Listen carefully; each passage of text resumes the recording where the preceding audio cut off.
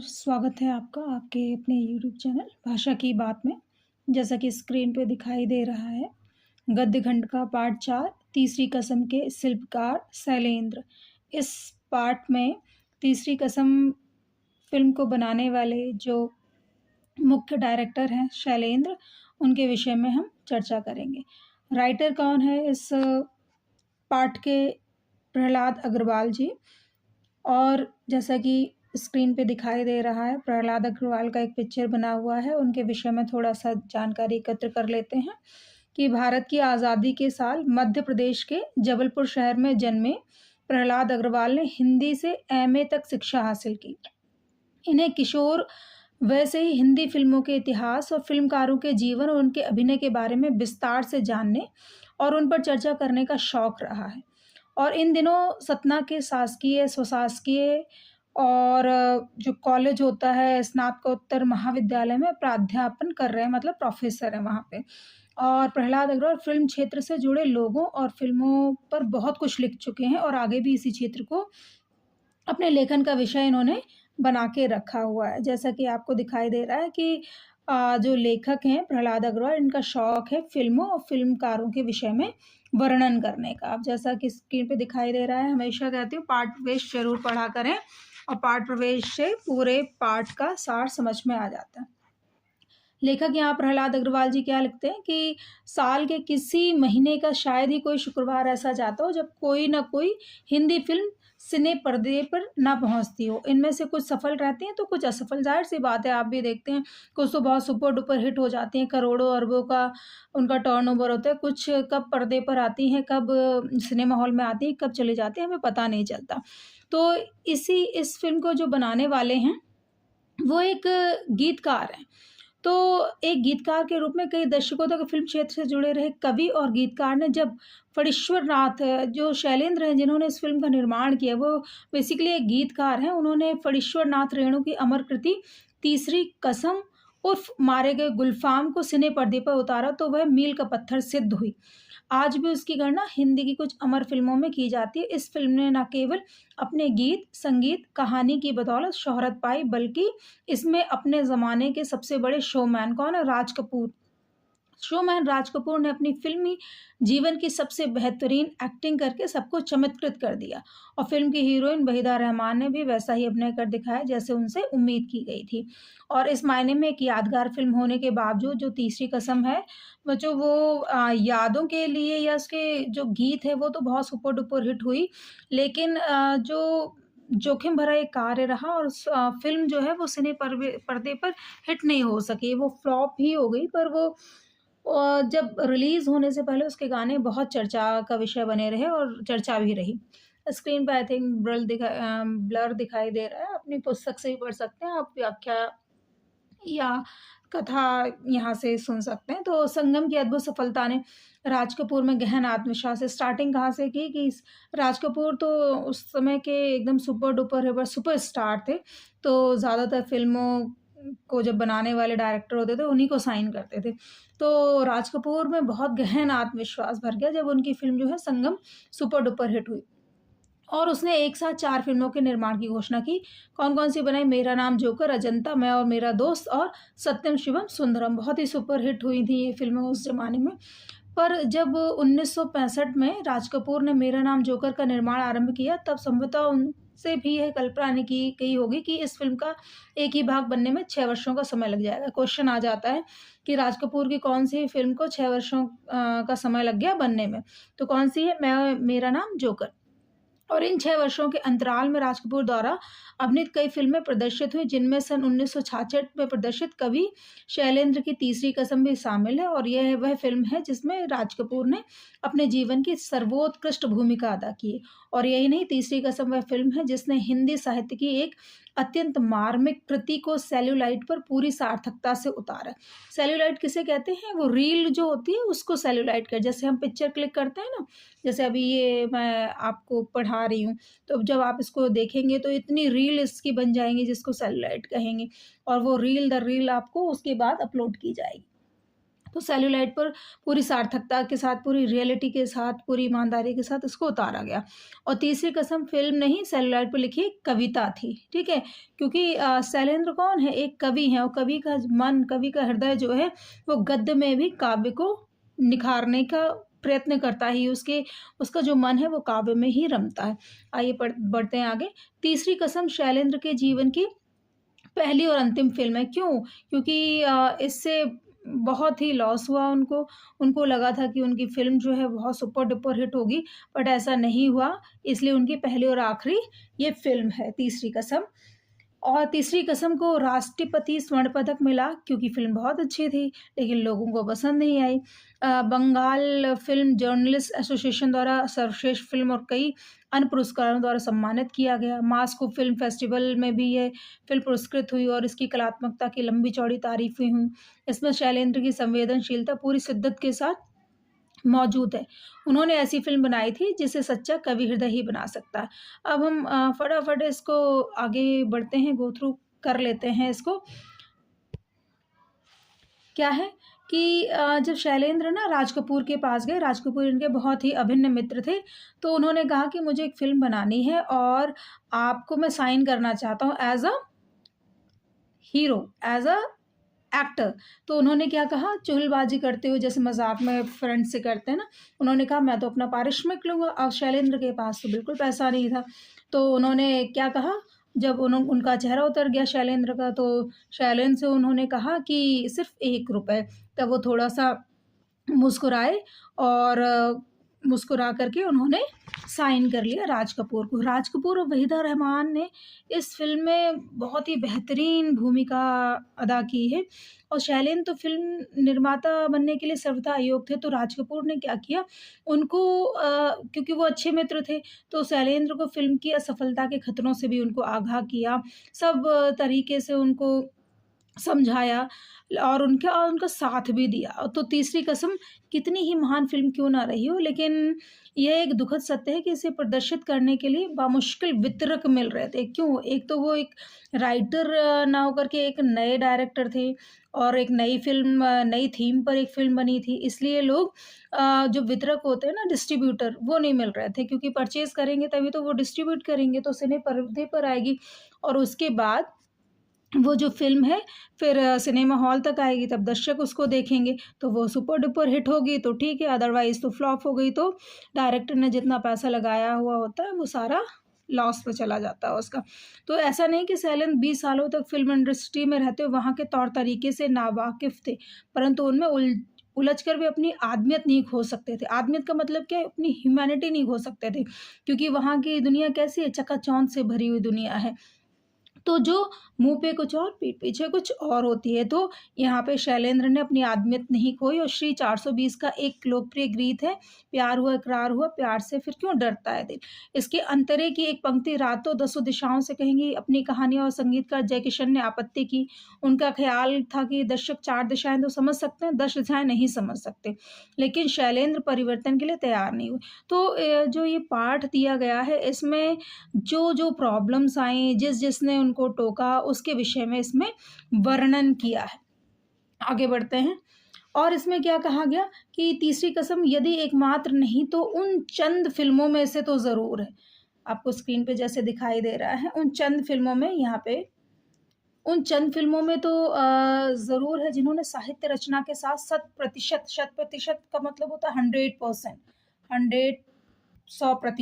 100% न्याय किया। शैलेंद्र ने राज कपूर जैसे स्टार को हीरामन कैरेक्टर है उस फ़िल्म का, बना दिया। हीरामन पर राज कपूर हावी नहीं हो सका और छींट की सस्ती साड़ी में लिपटी हीराबाई ने वहीदा रहमान की प्रसिद्ध ऊँचाइयों को बहुत पीछे छोड़ दिया। मतलब क्या है कि जो इसके सेलिब्रिटी जो थे, एकदम सुपरस्टार जो थे वहीदा रहमान और राज कपूर, तो उनका कैरेक्टर, उनका जो स्टेटस है इस फ़िल्म में, जो स्टेटस उनका दिखाया गया है, ऐसा कहीं नहीं लगा कि ये वहीदा रहमान और ये राज कपूर है। जो कैरेक्टर उनको दिया गया था उसमें वो खो गए।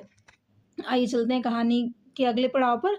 आगे क्या कहते हैं, दुनिया भर के शब्द उस भाषा को अभिव्यक्त नहीं दे सकते, ऐसी ही सूक्ष्मताओं से स्पंदित है तीसरी कसम।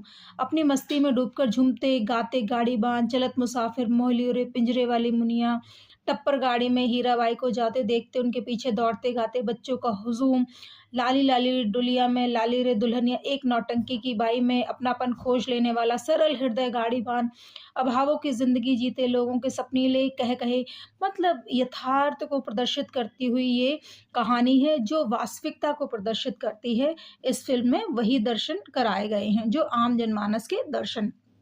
आइए बढ़ते हैं आगे। यहाँ पे सजनवा बैरी, ये कुछ गीत इस पार्ट के दिए गए हैं, जैसे सजनवा बैरी हो गए, हमार चिट्ठिया हो तो हर कोई बाँचे, भाग ना बाँचे कोई। भाग मतलब होता है लक। कह रहे चिट्ठी जो होती है वो रिटन होती है, तो उसे तो कोई भी पढ़ सकता है, लेकिन नसीब को कोई नहीं पढ़ सकता। आगे बढ़ते हैं कि अभिनय के दृष्टिकोण से तीसरी कसम राज कपूर की ज़िंदगी की सबसे हसीन फ़िल्म है, अभिनय की दृष्टि से।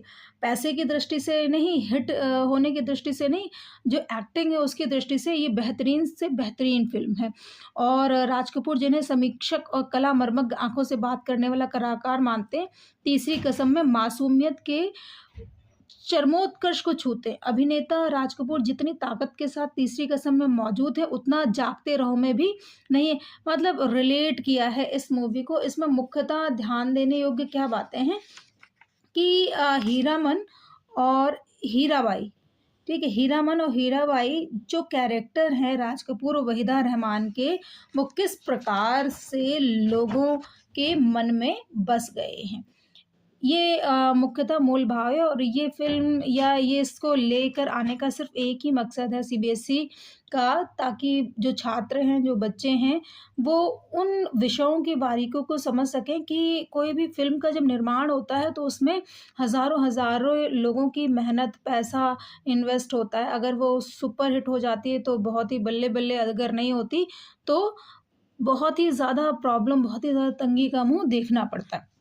फिर क्या है कि जब यहाँ पे जैसे स्क्रीन पे प्रश्न भी दिख रहे हैं इसके कि मनुआ नटुआ जैसी भोली सूरत पर निछावर होता हुआ हीराबाई की तनिक सी उपेक्षा पर अपने अस्तित्व से जूझता हुआ सच्चा हीरामन बन जाता है। जैसे यहाँ पे ये दिखाई दे रहा है, वो मतलब आप मूवीज़ देखते भी हैं तो किस तरह से उसको प्रेज़ेंट किया जाता है इस फ़िल्म में, वो बताया गया है। मुख्यतः हम बात करते हैं प्रश्नों पर।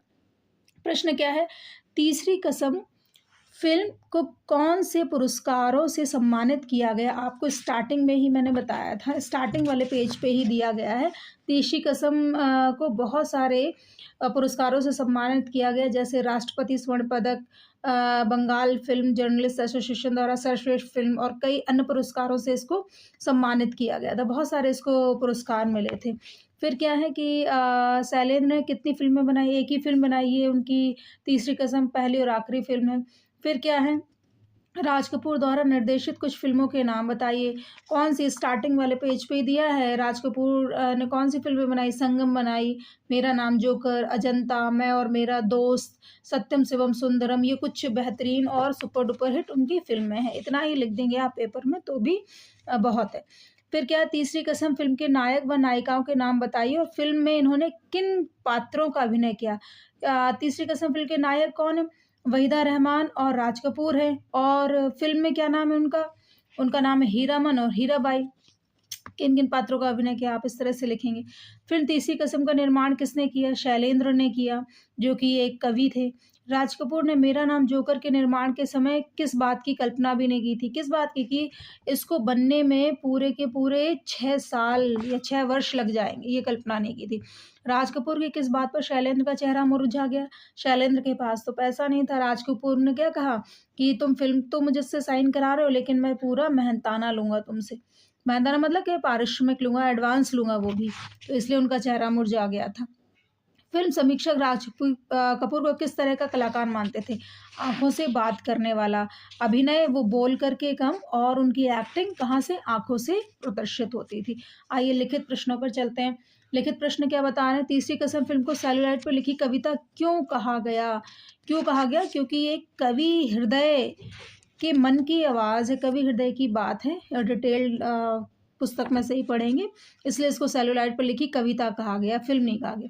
तीसरी कसम फ़िल्म को खरीदार क्यों नहीं मिल रहे थे? क्योंकि एक तो नए डायरेक्टर थे, उसके बाद लोगों को इतना विश्वास नहीं था कि ये सिने पर्दे पर हिट होगी या नहीं होगी, क्योंकि हर कोई अपना प्रॉफ़िट समझता है, इसलिए खरीदार नहीं मिल रहे थे। शैलेंद्र के अनुसार कलाकार का कर्तव्य क्या है? शैलेंद्र क्या है कि कलाकार को अपनी कला का प्रदर्शन करना चाहिए, भले ही वो हिट हो या ना हिट हो। ये कर्तव्य पालन की बात करें कि कह रहे जो हकीकत है, जो सच्चाई है समाज की, वो प्रदर्शित करना एक कलाकार का कर्तव्य है, एक लेखक का कर्तव्य है, तो वही समाज के सामने लाना चाहिए। फ़िल्मों में शासक स्त्रियों का चित्रांकन ग्लोरीफाई क्यों कर दिया जाता है? क्यों ग्लोरीफाई कर दिया जाता है? ताकि लोग उनको बहुत अट्रैक्ट होके देखें, लोग उनको बहुत अपने दिल से लगाकर देखें, इसलिए ग्लोरीफाई कर दिया जाता है। शैलेंद्र ने राज कपूर की भावनाओं को शब्द दिए, इस कथन से आप क्या समझते हैं? स्पष्ट कीजिए।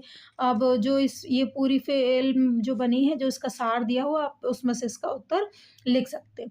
लेखक ने राज कपूर को एशिया का सबसे बड़ा शोमैन कहा है। शोमैन से आप क्या समझते हैं? शोमैन से मतलब ये है कि ऐसा व्यक्तित्व, ऐसा व्यक्ति जिसे समाज का हर तबका जानता है और हर तबका देखना चाहता है उसके एक्शन को, उसकी एक्टिंग को। फ़िल्म श्री 420 के गीत रातों दसों दिशाओं से कहेंगे अपनी कहानियाँ पर संगीतकार जयकिशन ने आपत्ति क्यों की? क्योंकि जनरली हम सब कितनी दिशाएँ जानते हैं? 4 दिशाएँ, ज़्यादा से ज़्यादा अब साइंस पढ़ते हैं, मैथ्स पढ़ते हैं तो 8 डायरेक्शन कह रहे 10 डायरेक्शन तो कोई समझता नहीं है। 8 दिशाएँ तो फिर भी समझी जा सकती हैं, इसलिए उन्होंने इसमें ऑब्जेक्शन उठाया था कि 10 दिशाओं की जगह 4 दिशाएँ, 8 दिशाएँ कर दी जाएँ। खा वाला पार्ट आपको दिखाई दे रहा है। राज कपूर द्वारा फ़िल्म की असफलता के खतरों से आगाह करने पर शैलेंद्र ने फ़िल्म क्यों बनाई? क्योंकि उनका जो कवि मन है, उन्होंने पहले ही कहा ना कि एक कलाकार का कर्तव्य होता है कि समाज के सामने सत्य को उजागर किया जाए। सिर्फ़ और सिर्फ़ ये फ़िल्म उन्होंने अपने मन की आवाज़ को सुन कर के बनाई। तीसरी कसम में राज कपूर का महिमामय व्यक्तित्व किस तरह हीरामन की आत्मा में उतर गया, स्पष्ट कीजिए। तीसरी कसम में राज कपूर और वहीदा रहमान का महिमामय व्यक्तित्व कैसे उतर गया? कह रहे वो कहीं खो गए और जो एक्टिंग जो कर रहे थे ऐसा लग रहा था कि ये वास्तविक हीरामन और हीराबाई हैं, ना कि कोई बहुत बड़ा सुपरस्टार। लेखक ने ऐसा क्यों लिखा कि तीसरी कसम ने साहित्य रचना के साथ 100% न्याय किया? इसलिए लिखा है क्योंकि साहित्य की दृष्टि से ये फ़िल्म बेहतरीन फ़िल्मों में शामिल थी, जिसमें एक-एक बात को बड़ी सुंदरता के साथ प्रदर्शित किया जा रहा था। लेखक ने ऐसा क्यों लिखा कि शैलेंद्र के गीतों की एक विशेषता है अपने शब्दों में लिखी। तो ये अपने शब्दों में ही आप लिख सकते हैं क्योंकि शैलेंद्र के गीतों की विशेषता क्या है? कह रहे हैं उनके गीतों में जो शब्द हैं वो अंदर तक जो सुनने वाला है उसकी रूह तक को कँपा देते हैं, इस तरह से। फ़िल्म निर्माता के रूप में शैलेंद्र की विशेषता प्रकाश डालिए। फ़िल्म निर्माता के रूप में एक बहुत अच्छे व्यक्तित्व के धनी थे, वो कर्तव्य समझते थे, इस तरह से आप लिखेंगे इसको। शैलेंद्र के निजी जीवन की छाप उनकी फ़िल्म में झलकती है, कैसे स्पष्ट करें? तो शैलेंद्र के विषय में आपको इसमें पढ़ना पड़ेगा। लेखक के इस कथन से कि तीसरी कसम फ़िल्म कोई सच्चा कवि हृदय ही बना सकता है, आप कहाँ तक सहमत हैं? बिल्कुल आप इसमें ना जो भी वो लिखेंगे सहमति के रूप में इसका उत्तर लिखिएगा कि बिल्कुल सहमत हैं, वही कर्तव्य वाला कर्तव्यपरायणता की बात करेंगे आप इसमें। ओके बच्चों ये इस पार्ट की समरी है। मेनली आपको इसमें ध्यान रखना है, जनरली इसमें से क्वेश्चन आपके आएँगे कि तीसरी कसम को कौन-कौन से पुरस्कार मिले, फिर वहीदा रहमान और राज कपूर है, उनका व्यक्तित्व किस तरह से हीरामन और हीराबाई में छुप गया, इस तरह के प्रश्न और मेरा नाम जोकर को कितने साल लगे और क्यों?